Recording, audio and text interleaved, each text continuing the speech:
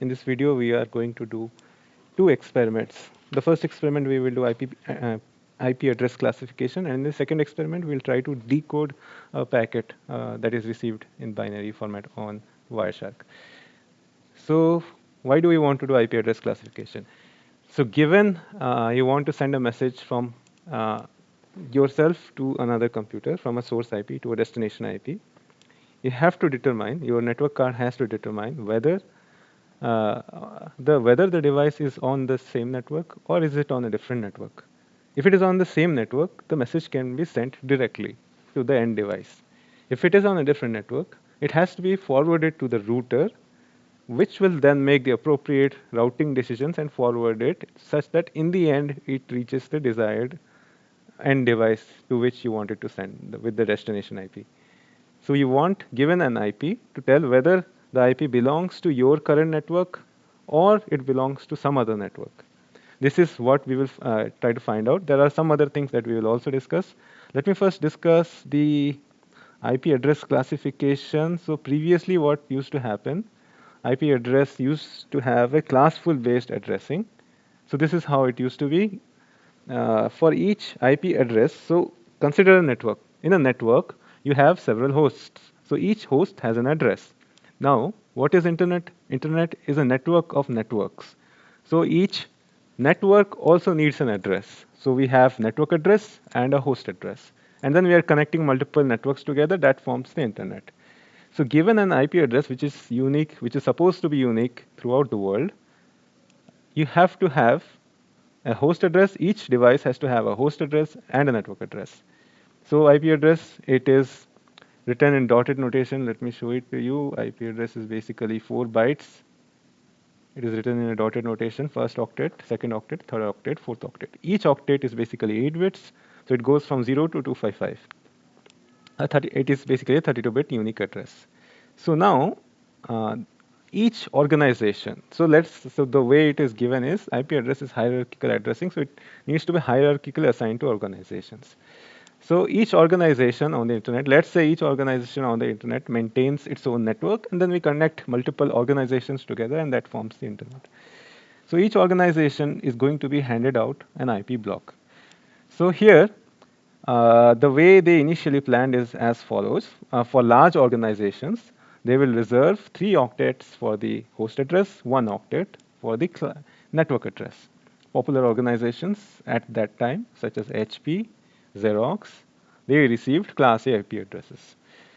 Then, any organization which needs a smaller, so basically Class A IP addresses is basically 24 bits host address, so that is 2 to the power 24. If I open in calculator, let me try 2 to the power 24, that is basically 16 million host addresses. So any IP block, Class A IP block that is given to an organization, that organization can maintain or can have 16 million hosts on its internal network, and then we will connect multiple networks together. And smaller organizations will be given Class B IP address, where we have 2 octets that use host address is in 2 octets and network address is in 2 octets. And then for smaller, even smaller organizations, there is only 1 octet. So basically 256 possible hosts in a small organization, and the network address is the first 3 octets. So it is divided. So basically here it is showing if the first byte of the network address it starts with 0, then it is considered to be a Class A IP address. So Class A IP address is essentially 0 to 127. If it is a Class B IP address, it starts with 1, 0. The remaining bits are user defined, or the IP address assigning authority defined. So this range is basically Class B IP address ranges from 128 to 191. Class C ranges from 192 to 223. They also had Class D IP addresses, which range from 224 to 239, and Class E IP addresses from 240 to 255. So Class D was actually reserved for multicast use. So multicast means you want to send a message to a group, not a single device.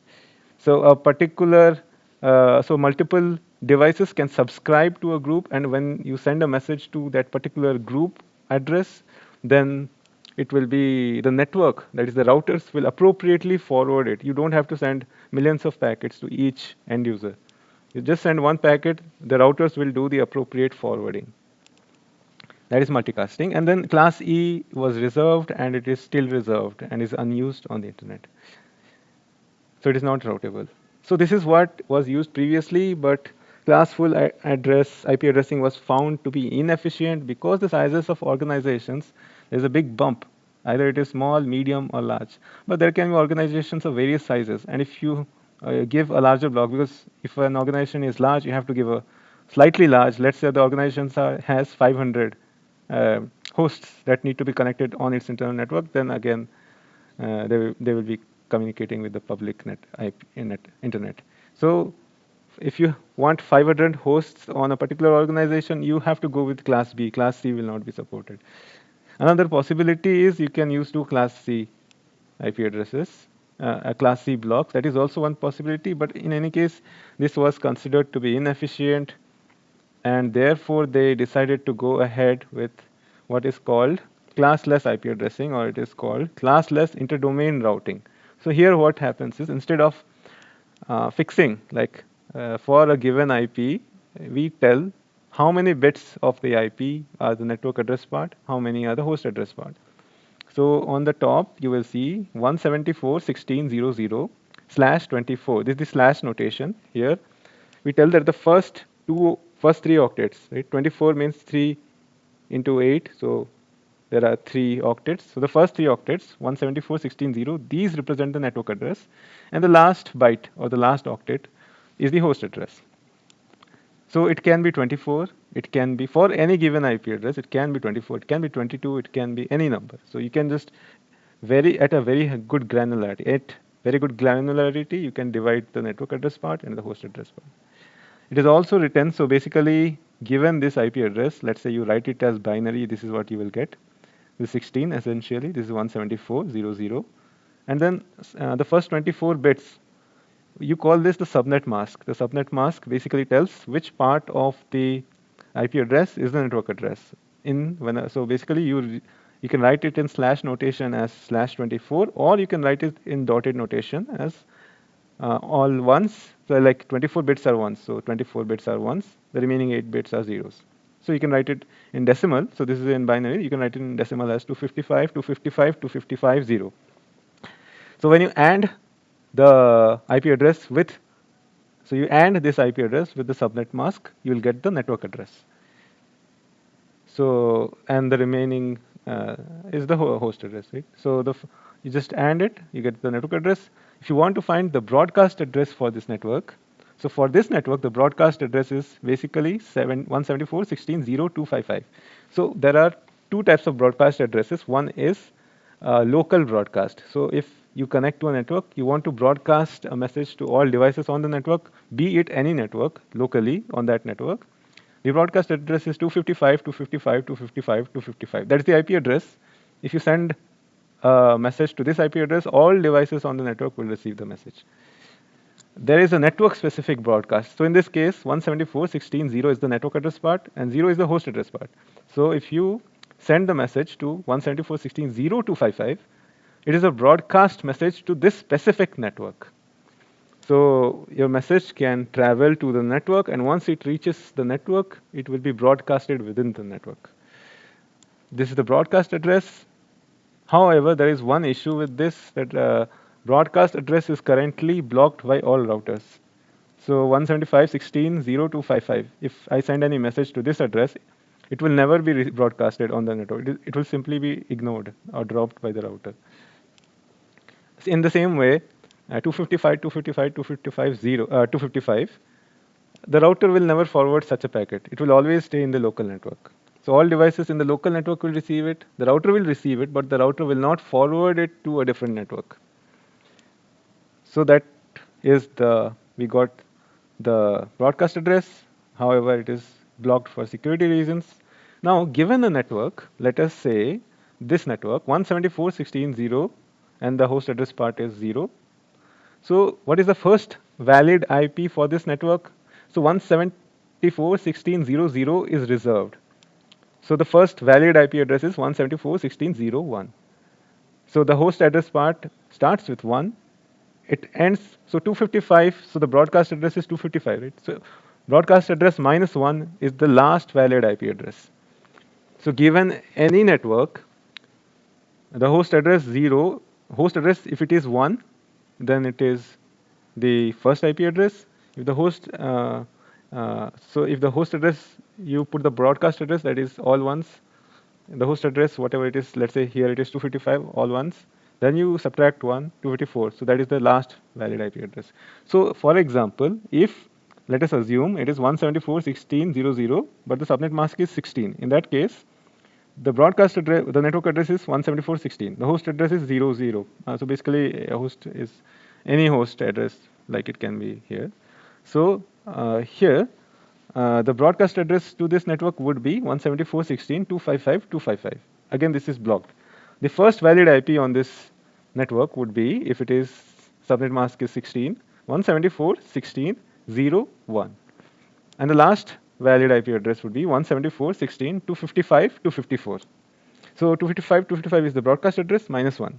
So the first, the last two octets you have to consider together as a host address minus 1.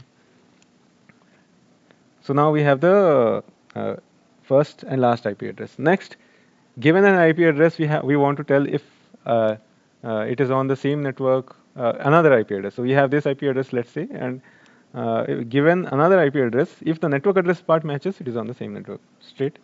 And then uh, there are also, so after this classless method was introduced, they also introduced something called a private IP and a public IP. The reason is the IP address space is not sufficient for so many devices. There are only 4 billion addresses.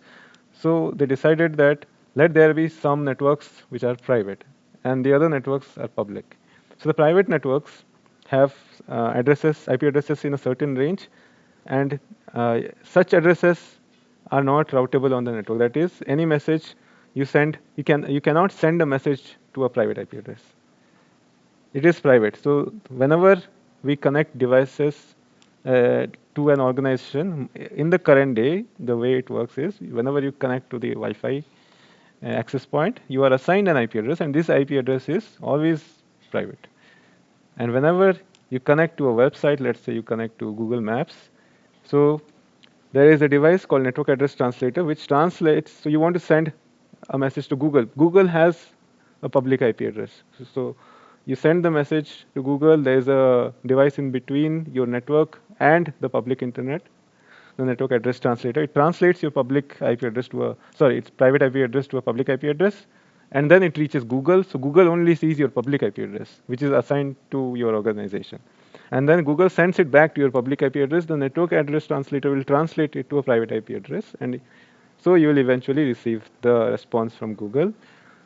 So again, so that is private IP. So there is a range of private IP addresses. Let's see if it is here. Private IP address range. So the following range is reserved for private IP address. That is 10.0.0.0 slash 24, 17.16.0.0 slash 22, 172.16.0.0 slash 22, and 192.168.0.0 slash 16. So these, okay, is it slash 22? I think I made a mistake. It's not, it's not 22, it is, how much? Where is it? Right here. Okay, it's 12. So 172.16. So 8 plus 4. The first 4 octets. So the first 4 bits in the second octet. That belongs to the network address part. So these are the ranges that any device will be assigned to currently in an organization. It will be a private IP address range. So if it is in this range, so it can be in this range, it can be in this range, or it can be in this range. Let me show you what IP address I have currently. Let me open the terminal. Terminal ipconfig slash all. So here I have for Wi-Fi, the IP address is 10.1.17.30. and the subnet mask is 255, 255, 255, 0. So the range, it is in the 10 range, 10 slash 8 range, 10 dot 10,000 slash 8 range. So it is a private IP address. But the subnet mask is 255, 255, 255, 0. So the first three octets are the network address, the last octet is the host address. Next, we see the default gateway. Again, the default gateway is on the same network as we can see, 10.117, and it is the last IP address on the network. So any messages that are not, that are any target devices and end device that are not on the same network, they have to be forwarded to the router, and then it will forward to the appropriate network. DHCP server, it is 172.16.10.1. Again, it is coming in the private IP address range. It is on a different network. DNS server. Okay, the DNS server is on the same network. Okay, the DHCP server and the DNS server are running on the same machine, and the second DNS server is running on a different network, 192.168.168.1. Again, it is in a private IP address range. So whenever, so this is the private IP address, but I can see what is my IP, what is my IP. So see, so the public IP address that I am having currently is 103.217.237.57. So this is the IP address that is assigned to SRM AP. One of the addresses, SRM AP will be assigned multiple addresses, and the network address translator will translate between these private addresses to one of the public IP addresses that is owned by SRM. Okay, so given these things, we want to do IP address classification. So in order to do IP address classification, we will do it in C++. Let me open a code. Oh, I don't have enough battery. So I'll create a new folder, IP classify. So one thing I've done is I have installed Visual Studio. So Visual Studio installer. So here you want to install Visual Studio Community version 2022. In that, you want to install the C++ part. So here you have, where is it? Desktop development with C++. So you have different workloads here. Desktop development with C++ will install the C++ compiler for Visual Studio. In addition, what I want you to do is you select this. It will create these installation details. In addition to what it selects, you need to select C++ modules. This we won't use, but it is useful to have. And we will install C++ CLang tools, which will install the CLang compiler, that's the LLVM project compiler. So once both of these are installed, you can come to, so basically you need to add the CLang compiler. We'll use the CLang compiler. You need to add it to your path.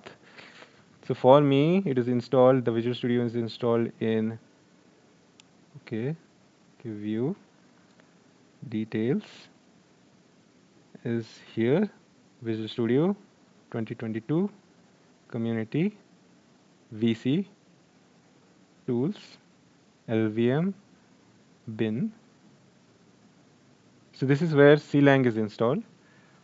So to add it to my path, I copy it, and there is a program that I use, Rapid Environment Editor. So here you can add the copied path to the path variable, and then that is added to the path environment variable. So I have added it already. After you do that, you will be able to use the CLang executable from the terminal. So now we have this project folder. We will open it in Visual Studio Code. So let me create the main C++ file. So here we want to like let us start with the hello world example. So hash include, let's say C stand stdio, because stdio.h is C. In C++ you would write C stdio. Then using namespace std. So in C++ everything is inside an std namespace. So whenever you want to use anything, you have to write std : printf. Instead of that, if you use namespace std, you don't have to write std colon colon every time, it becomes shorter. So that is what we will do. Then int main, int argument count, int argument array, okay, and then we will print hello world, return 0. Let us now compile it. So C lang main. So if you run it, hello world. A is the executable created.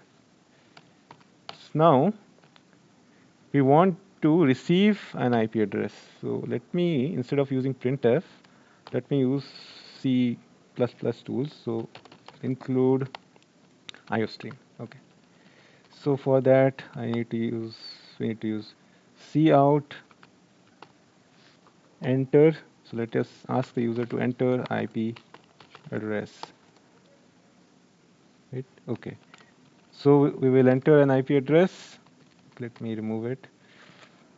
So we'll create a string. Let us call it IPX. So we will represent IP address string with an postfix x. So x tells us that it is a string. So for string, we need to add the header include string.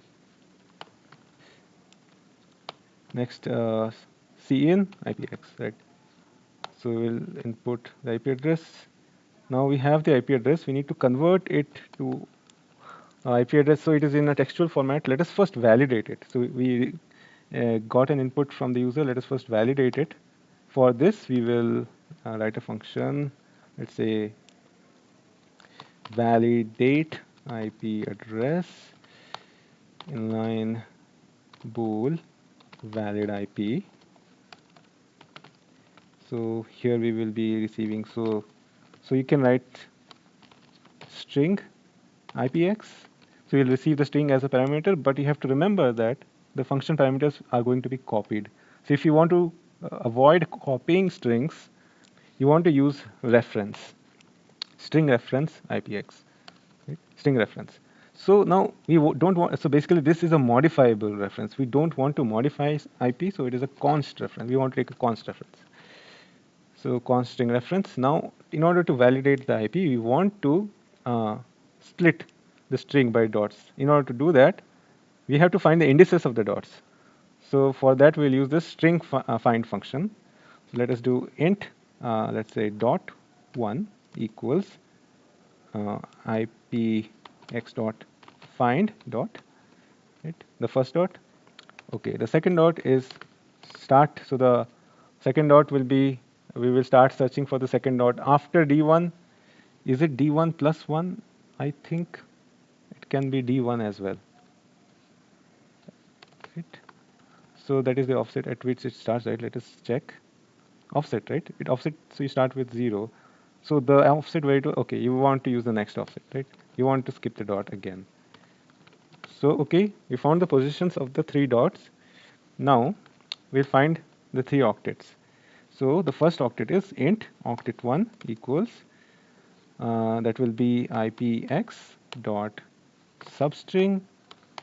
It will be substring from 0 to offset and then the size. So, okay, so is there anything called dot sub slice? There is nothing called slice. Okay, so this returns the offset where it was found. So IPX dot subster, how many bytes you want? So from 0, you want D1 bytes. Okay. In any case, we can just take D1, and so we want to then convert it. So we'll get the first number. So for example, let's say the IP address is 172.16.254.1. So we want, this will give the indices of the dots, D1, D2, D3, and then O1 should be 172. So it is from 0 to the dot. And then we'll convert it to integer with S to I. Okay. Okay. So, okay. So we'll convert, string to integer. Where is it located? Let me check. S2I is in which header? It is in string. So we have got the first octet. For the second octet, we start with D1 plus 1, but the number of digits will be D2 minus D1. So let's say there is a dot. So this is, let's say, the second dot position. Let's say it is 1, 2, 3, 4, 5, 6. So 0, 1, 2, 3, 4, 5, 6.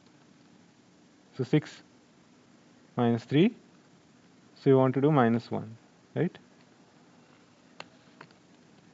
Right. So we have the first 3 octets and then the fourth octet, O4, right, till the end of the string. So now we want to validate it, right? So first of all, return O1 greater than or equals to 0 and the octet 1 should be greater than or equals to 0 and they should be less than or equals to 255. This is the condition. So this will validate the IP. Let us validate it. If not valid IP, then we want to print an error message, invalid IP address, and then we want to return.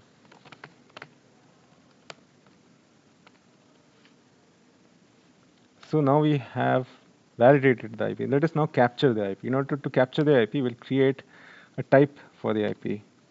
Define IP address data type. Let's define the IP address data type. For this, we will use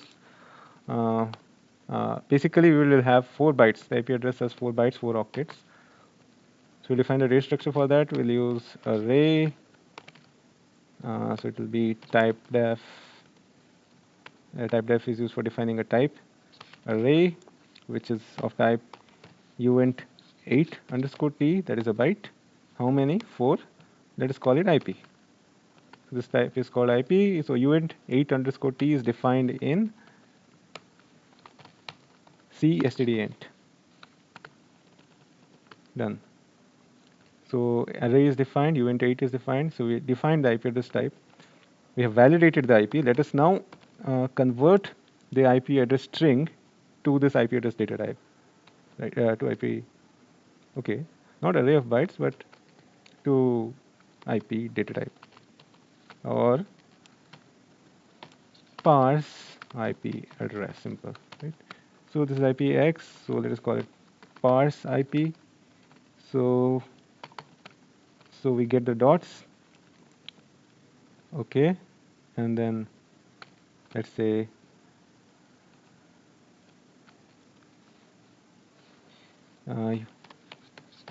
uint t octet 1. Okay, we get the 4 octets and then we can return it.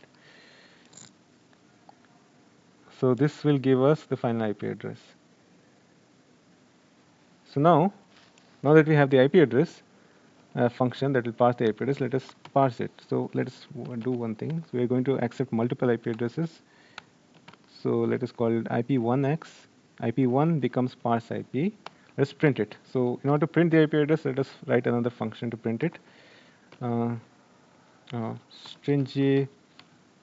Stringify the IP address. So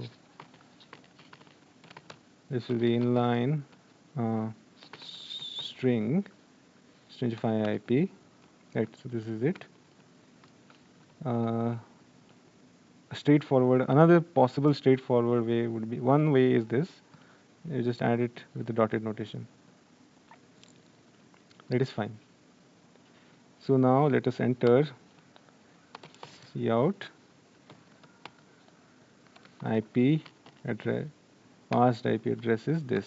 Okay. Let us do slash. Okay. So now we have parsed the IP address. The next thing we want to do is, so first is accept IP address. Now we want to tell which classify IP address, right? So in order to classify the IP address, what's the issue? Classify IP address, we will do, let's say, because IP address class is basically a character, it will be IP class. So we accept IP. Okay, so IP is actually a very small data type, so it does not need to be const reference. It's just 32 bits, so you can copy it. There is no issue with that. And then we want to classify it, so it's straightforward. If it is 1 to 126, isn't it 127? It is class A. If it is 128 to 191, let me check. Yes, so 0 to 127. 0 is not used, so it is 1 to 127. The 191, 192, 223, and then 224 to 39. Okay, so this is returning the class of IP address. So let us print it. See out IP address class is this. Next, the thing we want to do is, let's see what we want to do is, we will use assume classless system, and for that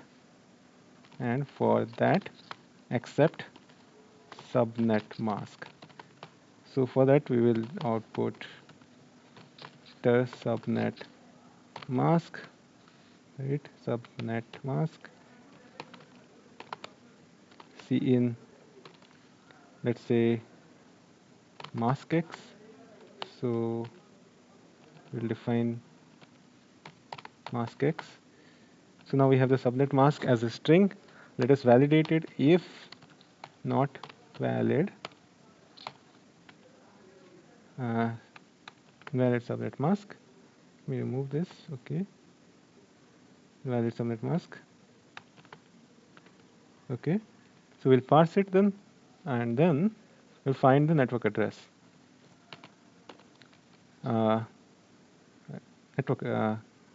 Get network address. So given an IP address and the subnet mask, we'll identify what is the network address. Network address, IP mask. So that is basically this: IP and mask, IP and mask, IP and mask. So why is it an error?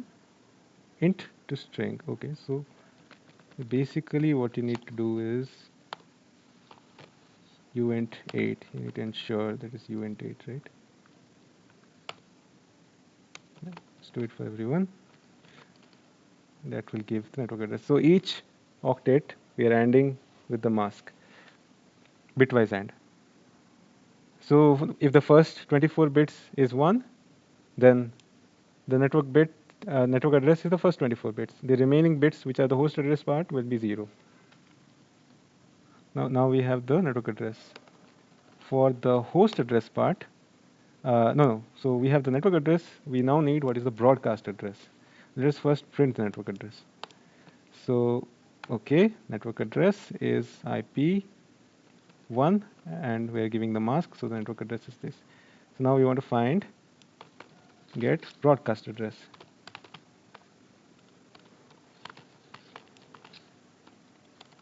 So for a given network, broadcast address, not IP, given a network and a mask,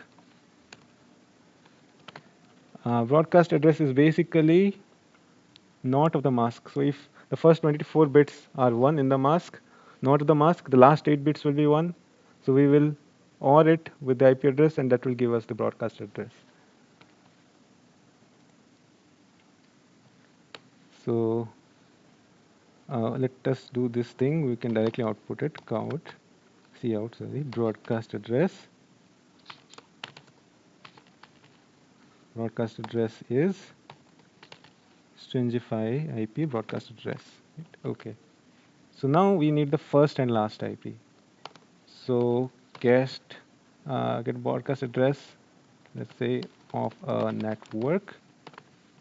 Get first IP address for a network.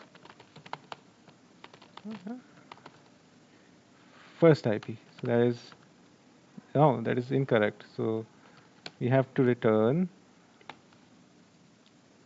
correct. So this is how you, it will be the last network address plus 1. That is the first valid IP address. And the get last IP address for a network, that would be IP net. Oh, so we actually need to specify not just the net, but also the mask, right? IP mask, but it is actually not required here in this case, but for last IP it is required. So IP mask. So what we'll do, we will have broadcast address. So let me do this simply, right? Let me do this like IP first equals net, then okay, this is fine. So let me do this. So IP B cast equals to broadcast address. So B cast 3 minus equals to 1, right? Last usable address. Now we can just return B cast. Let us call it last. Right? So here we can do something similar. IP first equals net. First 3 plus equals 1. We can then return first. So now we have the last IP. So we found the broadcast address. We now have the last IP as well. Let us print it. First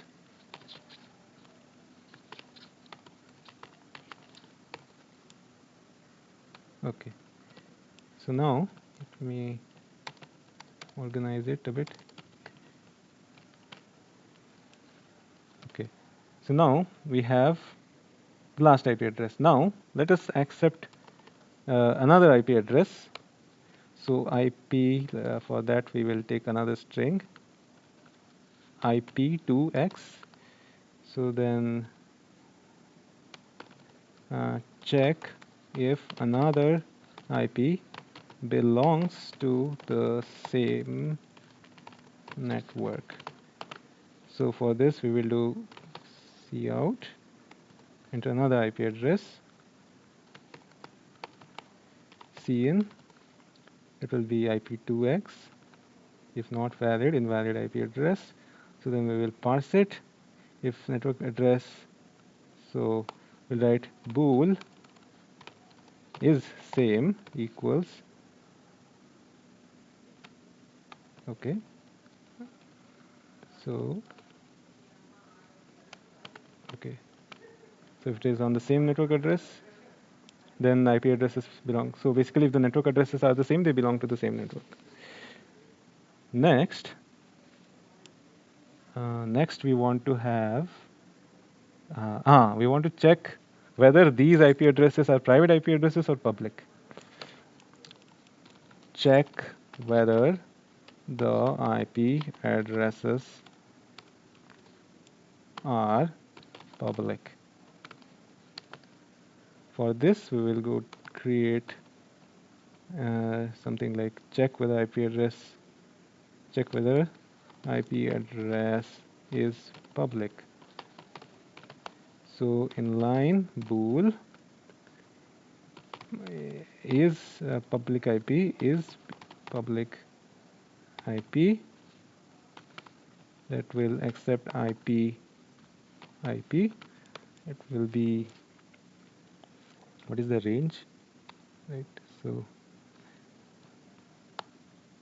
if it is not in the private IP range, then let's keep it simple, right?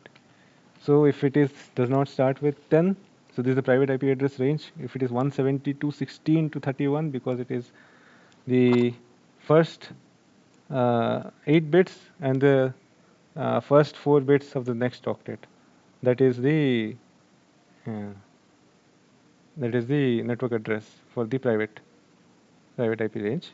And then The other range is 192.168. So these are the ranges that are private. So if it is not private, it is public. So next, see out.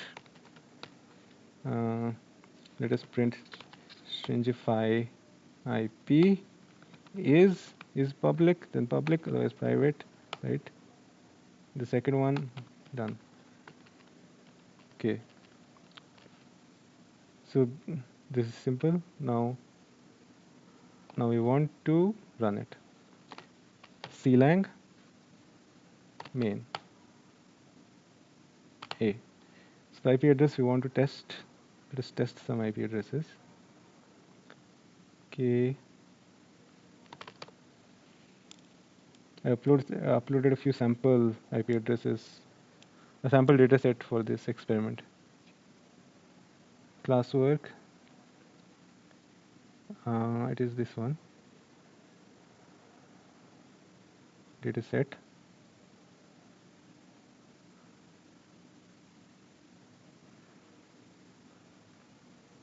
Okay, network slower. Okay, so here we have, let us pick one of these. Let me pick 169.254.15. 169.254.15. 169.254.15. So it's a valid IP address. It is in class B, right? Because it is above 127 and it is below 224. Is it correct? So it is above 192. So below 192. So it is above 127, below 192. Therefore, it is a class B IP address. The subnet mask is, let us say it is 255, 255, 55, 255.00. Network address is 169.254.00, correct? The broadcast address is 169.254.255.255. The first IP is 169.254.01, and the last IP is 169.254.255.254. That is correct. Now we want to enter another IP address. Let us enter something like 100.64.01. I mean, that is on a different network, definitely. Should we, okay, given this data set, here we have another IP. Okay, the second IP suggested is 169.254.21. This is on the same network. 169.254.21. This is on the same network because the first two octets are the same. IP address belong to the same network, and both IP addresses are public. Both 1.5 and 2.1 are public. So this completes this experiment. We'll continue with the next experiment in short period.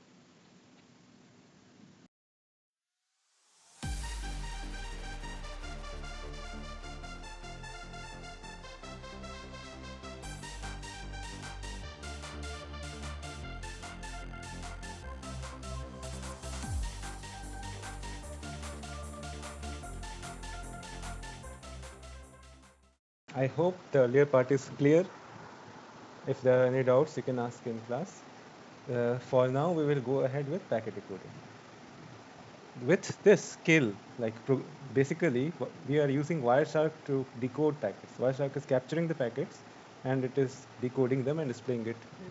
We are able to filter it, we are able to go through each packet. But let's say you want to do something programmatically. Obviously, you want to capture the packets. And once you have captured them, you want to decode them and programmatically perform some analytics. So that is what this decoding process will allow us. So it's similar to what we did for IP classification. We're going to use C++ again, and you will see that C++ is actually easier to use compared to other programming languages. The reason is the IP packet, the Ethernet frame, the IP packet structure, the IP header, the TCP segment header. So these are basically structures, data structures that we define with struct. And then we can just read entries from the struct. So for this, we will create a new folder. Let us call it packet decode. Okay, let me open it with Visual Studio Code. This code. So now let us create a main file. So main cxx. So cxx is an extension for C++, as you will be already knowing, either CP. So okay, let's start with a standard hello world program first. Include cstdio. Then we will do using namespace std because we don't want to keep repeating std everywhere. Int main argument count and the argument values themselves. We will return 0 and we have to print hello world.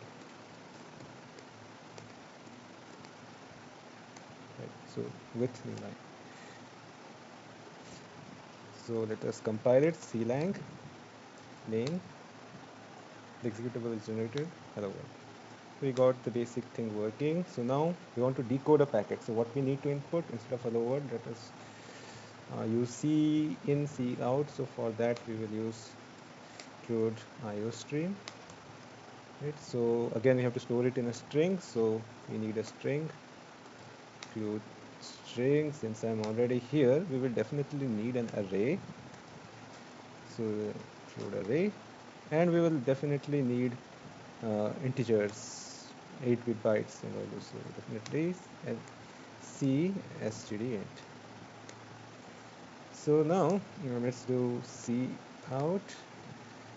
We want to let's use the main function. Let's make it more obvious. So we want to output enter hex stream. So we want to accept the hex stream from the user. Okay, so this will be saved in a string. Let's call it a hex stream. No, let's call it hex s. Right. So we will read it to hexes. Let's print out a new line just after this, just in case. Okay, so what we will do is let us open Wireshark. Okay, so this is the Wi-Fi interface. So I will now start capturing packets on the Wi-Fi interface. Right, so let me filter HTTP packets. There are no HTTP packets as of now. Let me open an HTTP website, babytree.com. Right, so now we should be having HTTP packets, right? We have it. So now we can copy it as hex stream. Now we should be able to compile it and paste it. Fine. This works, but we're not doing anything with it. The first step is we need to convert the hex stream to bytes. So let us call this function hex. First we convert hex stream, let's say, or hex characters to bytes. So let us return a. Okay, so because we are sending bytes, let us use a vector. So vector is basically a resizable array. So vector, so we will return a vector that is of type uint8, which is essentially a byte. So let us call it hex bytes. So we will again accept the hex stream as a string. So string hex. So let me just call it hex, right? Let me just call it hex, keep it simple. So I'll call it hex. Now we want to accept it as a reference because we don't want to copy the string and we are not changing it. So let's keep this const reference. So now let us count what is the size of the hex string. So it is hex.length, right? So we are creating a vector of uint8 bytes is of size n by 2 because 2 hex characters is 1 byte, right? So yes, so this is how we do it. For I equals to 0, I less than n, we're going in steps of 2, right? To keep it simple. Bytes I by 2 equals to, okay, so this is basically, you need to do this.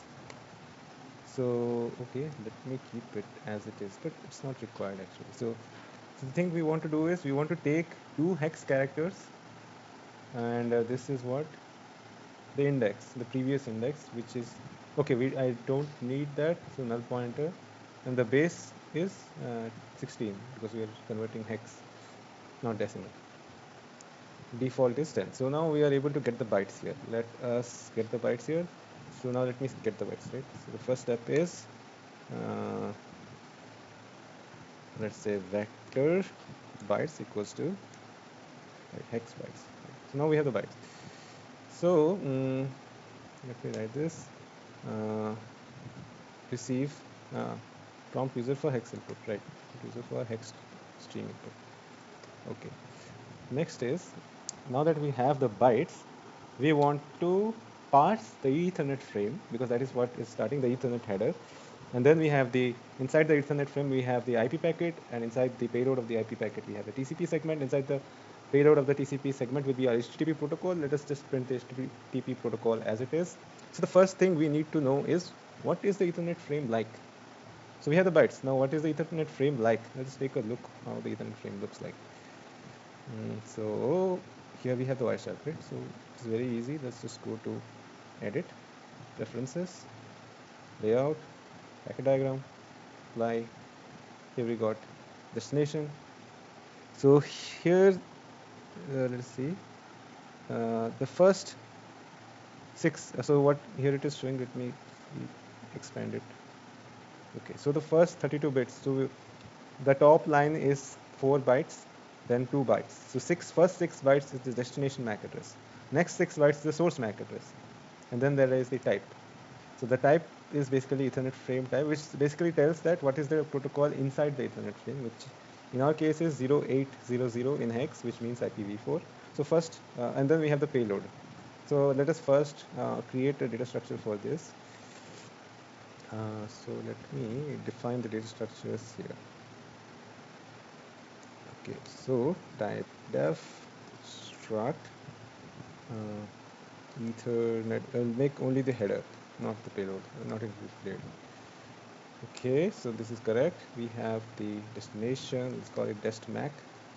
Let's call it source mac, and then the type. Right. So for the type, okay, let us keep it UN16. So there is another thing that is very important.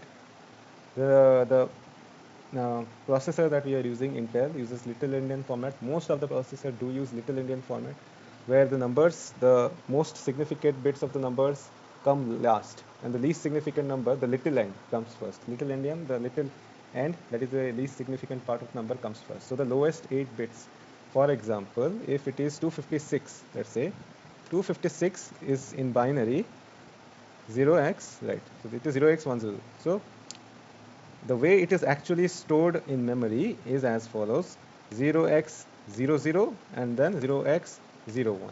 So the little end comes first. In the big endian format, 256, let me call it LE, and for big endian, same 256 is equals to 0100, but on memory it is stored as follows: the big end comes first, the smaller end comes later. And for larger numbers, it is the same. So we need to write a function to do this interchange. So let me write convert little endian value to convert big endian, because it is in big endian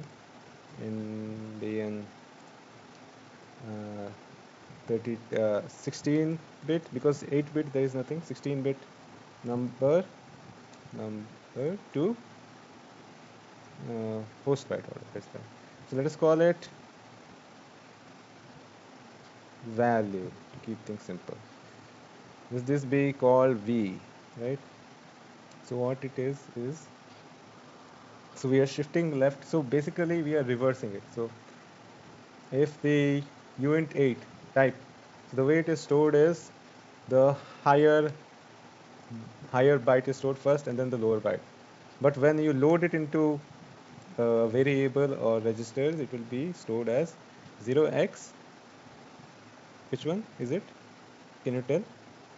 It will be 01 LH. But it should actually be interpreted as the reverse, which is XHL, right? Because it is big endian format. So we want to reverse the byte order. So to do that, here we are shifting left V by 8, shifting right V by 8. So the bytes are getting reversed essentially. So this is what this is doing. We similarly want to write a for 32-bit version. So convert big endian 32-bit number to host byte order. Let it figure out. So okay, that looks correct. So the last byte will be brought to the first. We are basically flipping positions of the bytes, right? That's all we are doing. So done. Helper functions done. So now we have the Ethernet frame. So let us, we have the Ethernet header. So let us try to decode the Ethernet header. So decode the Ethernet header.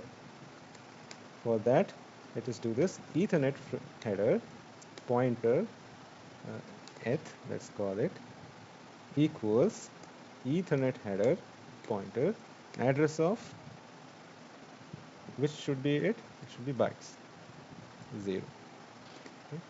So basically, anything that is so basically whatever is stored in bytes, consider it to be the Ethernet header. Now we will just read out the values, right? So just print the Ethernet header.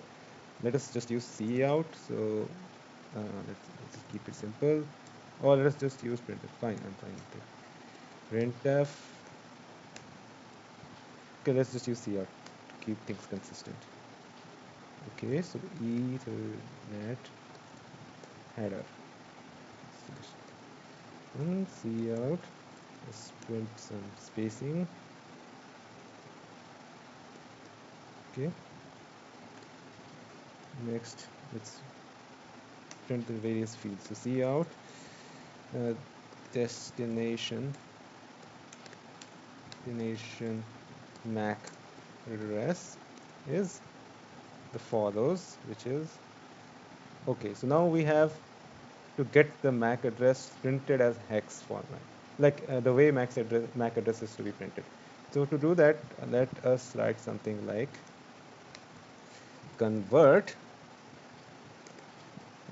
bytes, or let's call it stringify bytes to MAC address. So let's call it string. We are returning a string. MAC stringify MAC. So we will take as input. Let's call it. Let's take the vector as input.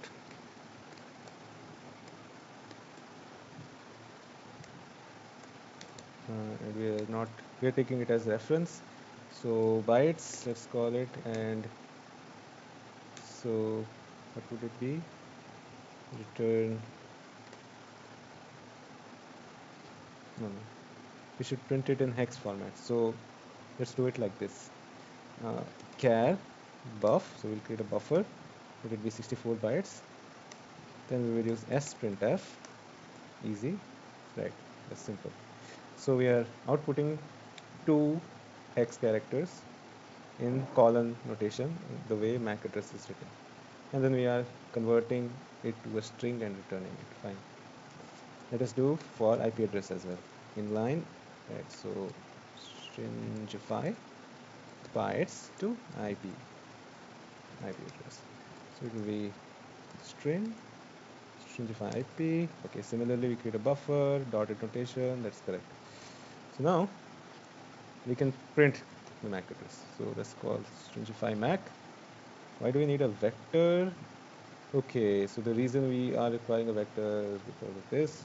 So what we will do is, instead of this, I will just accept a 8 square t bytes, the offset. So here, okay, that is fine. Again, something similar I will do here. So now we will be able to simplify MAC bytes address of bytes 0, and want to do /n, okay, and then we have to print the source MAC res. This gives enough space, right? Add offset 6. Then we want to print the Ethernet type. So basically the Ethernet type, right? So this is right. So the way we will do it is okay. So for Ethernet type, this is not required. We will switch to hex mode. We will grab the Ethernet type field. We will convert it from big endian format to little endian format by flipping the byte order, and then we'll go back to decimal printing style for cout. And finally, let us print an additional new line. Okay. So let's try to compile it. Clang main a. Okay, so main Okay, right, so where is the this one? So copy it as copy it as hex stream, and now we have this paste. Okay, so we're able to get the MAC address, destination MAC address, the source MAC address, the Ethernet type. Let's do something for the Ethernet type. Let's print it as 0x. Looks better. Next, let's make the IP, right? IP packet header. For that, let us call this uh, define Ethernet header, right? So let us define IP header. Okay, type def struct. Okay, that is correct. That's correct. Okay, but while this works, there is something in C. So basically, let us take a look at the structure. We have the version field 4 bits, then we have the header length 4 bits. We are taking it as 8 bits as a whole. So now, instead of this, C++ has introduced a new style. So what you can do, you can specify bits in the header. So we can write something like version 4 bits, and then you can write uh, header length, let's call it IHL, 4 bits. So this is essentially the same as what was written, but we are able to get specifically the version and header length. Now there is one issue with this. The C++ compiler assumes that the data is in little endian format, and it is not. It is in big endian format, which is why we need to reverse the ordering of this. So the IHL will come first, the version will come next. There is another issue as well, which it was not needed here, but we need to ensure that the compiler does not introduce any spaces, like any padding in between. So pragma push pack1 will ensure that all bytes are packed. The similar thing we can do here, pragma pack1. So again, we have type of service, let's call it DOS, simple. Total length, let's call it length. ID, identification, let's call it ID, simple. Then we have, okay, that's just fine. Then we have flags and fragment offsets. So here we have comes type of service, which is differentiated services field. Then we have the length. Then we have the identification. Then we have the flags and the fragment offset. Notice that the flags are 3 bits, fragment offset is 13 bits. So we will write it as, right, flags and fragment offset. But again, we have to reverse the order because it is not in little endian format, it's in big endian format. Then we have TTL, let's call it TTL to keep it simple. Protocol, the header, so the TTL is here, the protocol is here, the header checksum. Then we have the source IP and the destination IP, right? So what I will do is I'll just call it, that is fine. Anyway. So now we have the IP header. Let us go and just print it. That's all we have to do. Decode the IP header. So IP header, IP. Okay. So one thing we have to understand here is that the IP header starts after the Ethernet frame. So let us call it IP offset equals size of Ethernet header, right? You can just call it IP offset. So what is size of Ethernet header? Let us see. The size of Ethernet header is 662. That is 14. So that was correct. So now we have the IP header. So basically we are interpreting the bytes as an IP header. Okay, let's go ahead and do it. So, okay. So now we have the IP header printed. The version is printed. The IHL is printed. We should also print in bytes. Just go ahead and print it in bytes. So let us call it IP IHL into 4 and X, right? Okay, so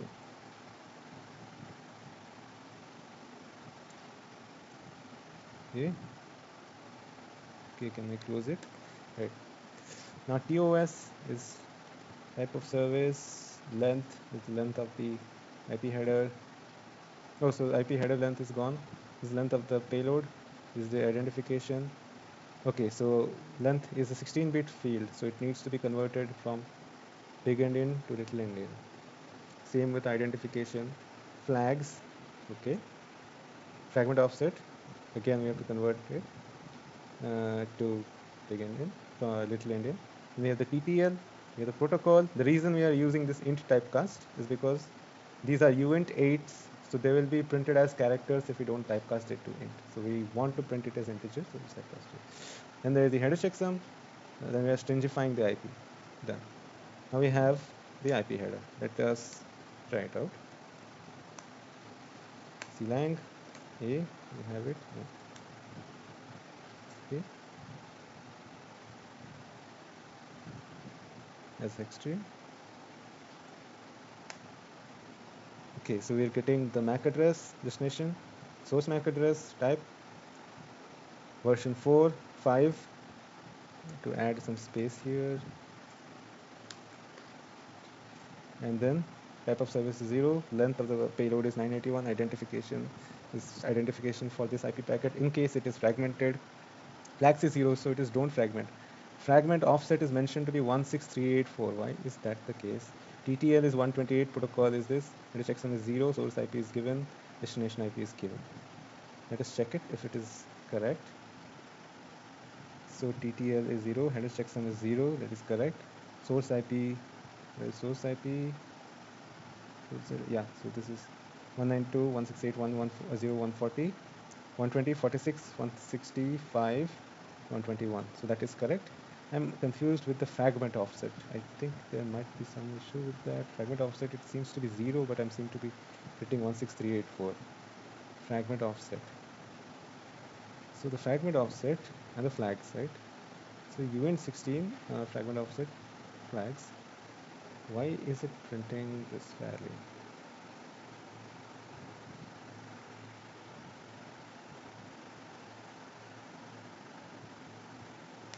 So basically, since it's a 16-bit field as a whole and the flags is essentially 0, flags is don't fragment. Okay, so it is 2, it's not 0.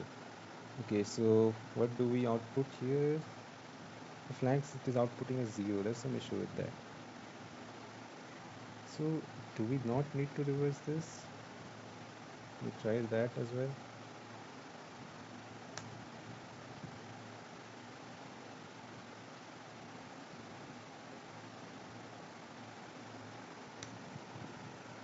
Okay, so that didn't work either. So uint 16, flags 3, fragment offset 13. Okay, it should actually be this.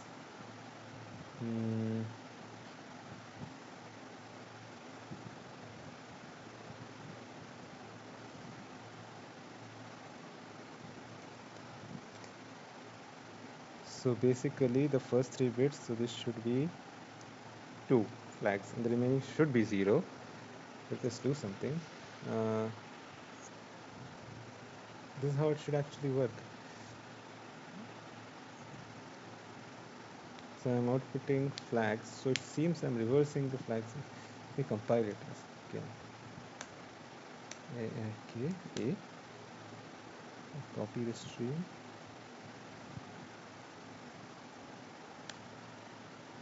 Okay, the same issue. Is it correct? Let me do something. Let me call it flags and fragment offset. Right? Okay, that is fine. If we are going to do that, then we will have to do something like IP flags and fragment offset. We have to convert it to little endian format first,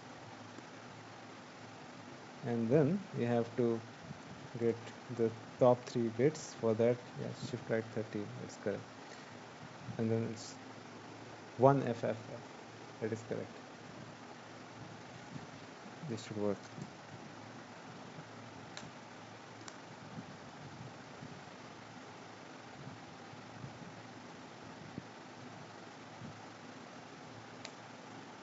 Okay, it is working.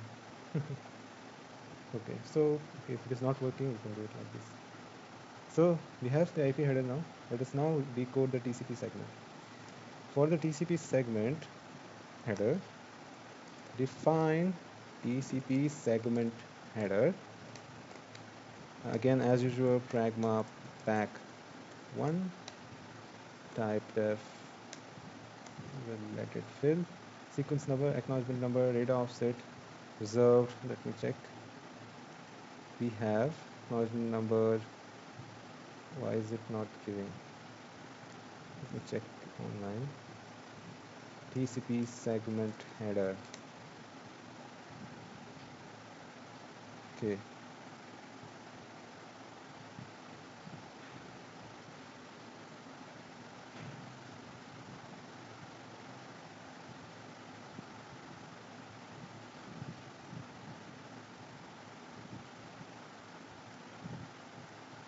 Ah. So here, why is it so big? Try this one.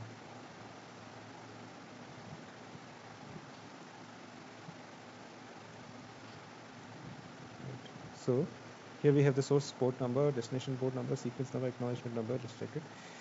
Source port, okay, these are 32 bits. Then we have the data offset, 4 bits, is correct. Reserved, 3 bits. What? I think there is something wrong here, right? The flags, how many bits is it? Let me check in another. So we have TCP header length is the data offset, essentially the data offset, and then we have some unused reserved bits, and here we have 6 bits, right? The flags. Okay, so flags is 6 bits. In that case, if we want 16 bit, so this will be 6, 12, 16, right? So in that case, this will be UN16, and therefore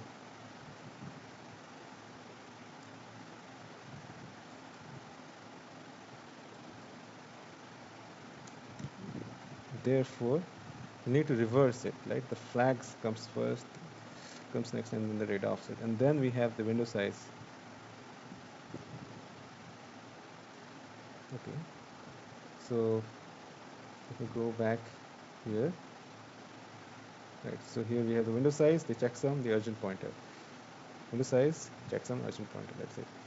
So that is the TCP header. So start it decoding the TCP segment header. Int TCP offset size of header plus IP header, TCP header star TCP was, this is correct. Now we can start decoding it. So the source port, destination port, sequence number, acknowledgement number, that is fairly easy. The difficult part is the data offset, reserved, and the flags field. Then we have the window size, checksum, and urgent pointer. Let us go ahead and test it. Lang name. We can run it. Copy. Extreme. So the upper part is fine, source port is fine, destination port is fine, sequence number is fine, data offset. I'm sure the data offset is incorrect. Again, the same issue. So, okay, let me check. Is that how we should be doing it? Okay.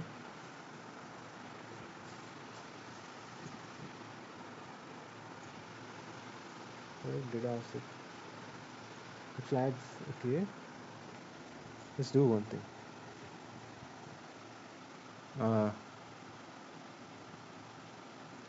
It's a 16-bit number, and the flags comes first, right? So let's take a look at the diagram again. So the little end, this would be the higher end, right?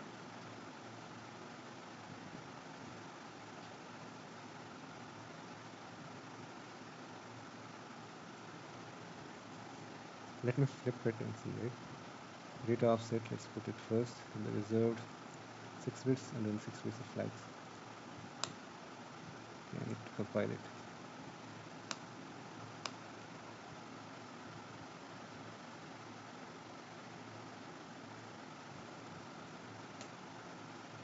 The offset is 0, reserved is 5, flags is 6. I think I did offset is 0.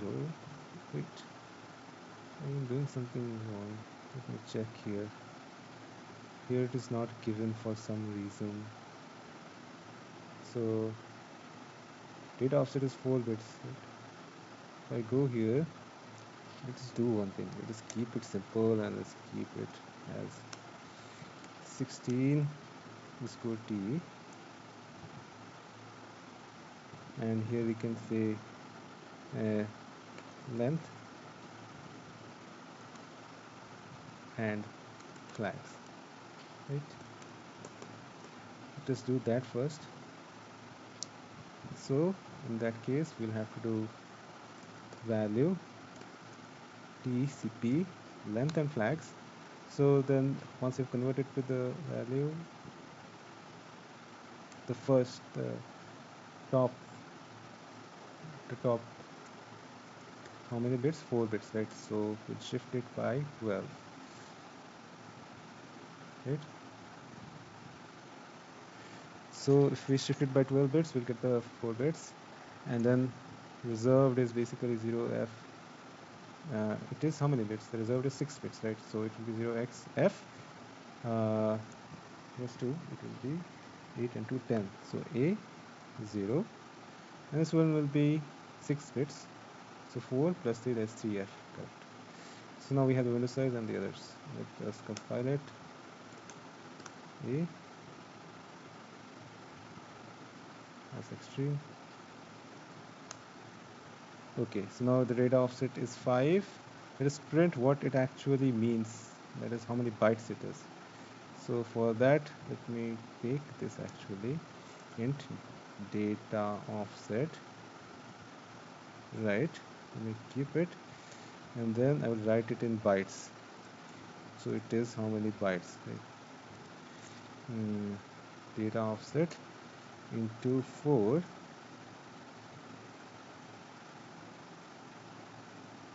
Right. Right.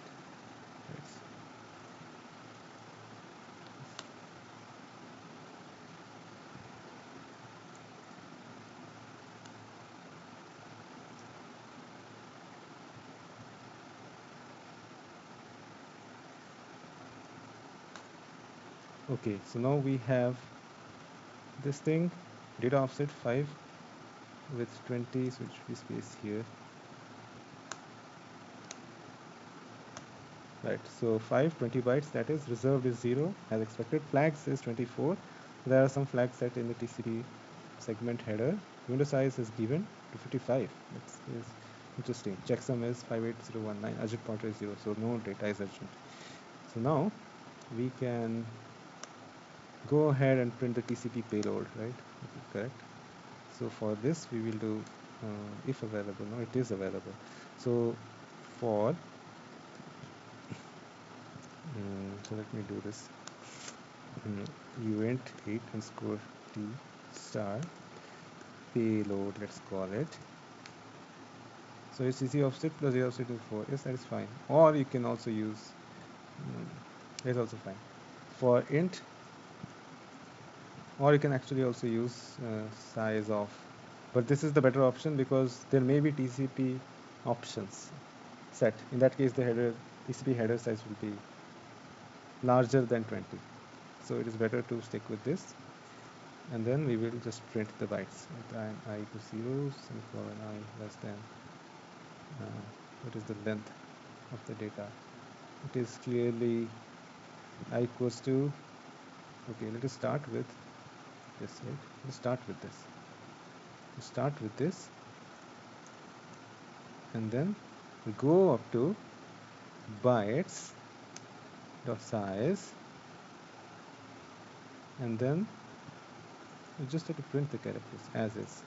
So just print f percentage c comma payload I, and finally just c out slash n should do it. C line a copy hex string.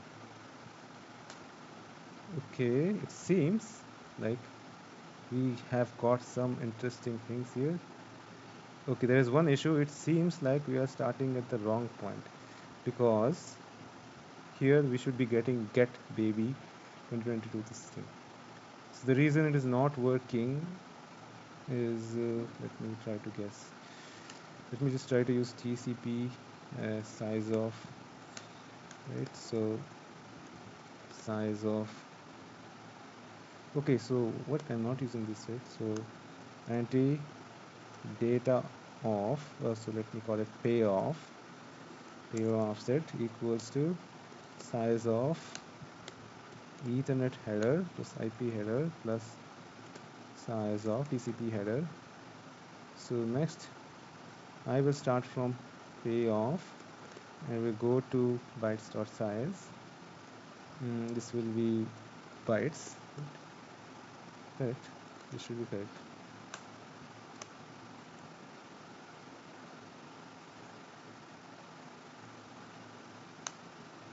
Right, we got it. So here we have the GET request.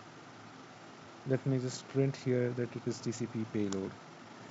UT TCP payload. So that should make it more clear.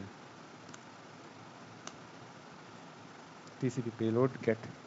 Then we have HTTP headers. So this is the HTTP verb, this is the URL, this is the HTTP version, and they have HTTP headers. Host is baby tree. Connections should be kept alive. Upgrade insecure requests. We try to upgrade insecure requests. Purpose prefetch accept encoding. All of these are cookie. All these are HTTP headers. So we can go ahead and also decode other packets. So this is a response from the server. Let's go ahead and paste it. Okay. It seems that the data is binary, is it? So we'll go to edit, preferences, layout, packet bytes. Okay. Indeed, the data is binary. Some binary data has been sent. Why is that? At least here we have plain text data, so this we can decode properly. Let's do that. Okay, here we have it. This is another GET request for some PHP page. Okay, let us take a look at other. This is also readable as hex dump.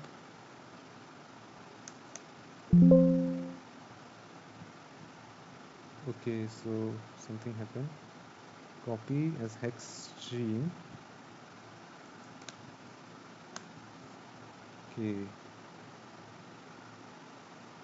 HTTP. Okay, why is it origin EDPT endpoint? Huh? Yeah, it is that. That's interesting. At the end, there's 1410. Is it?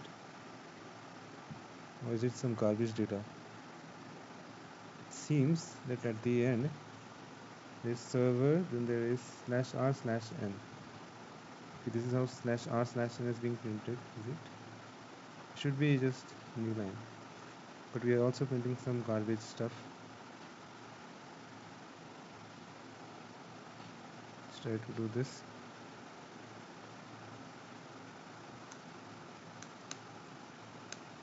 Okay, this is fine. Connecting to Google. This is YouTube, but it is encrypted. It is binary. This one is also, no, this is plain text. So let's try.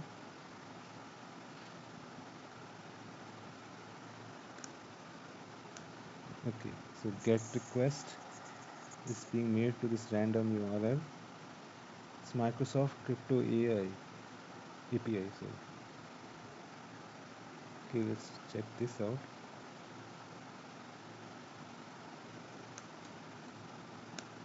Wow, what is this at the end? There is something at the end, binary, right?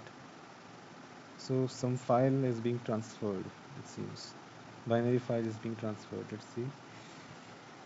PC payload content type is OCSP response. there is a binary response along with the HTTP. That is what we are observing here.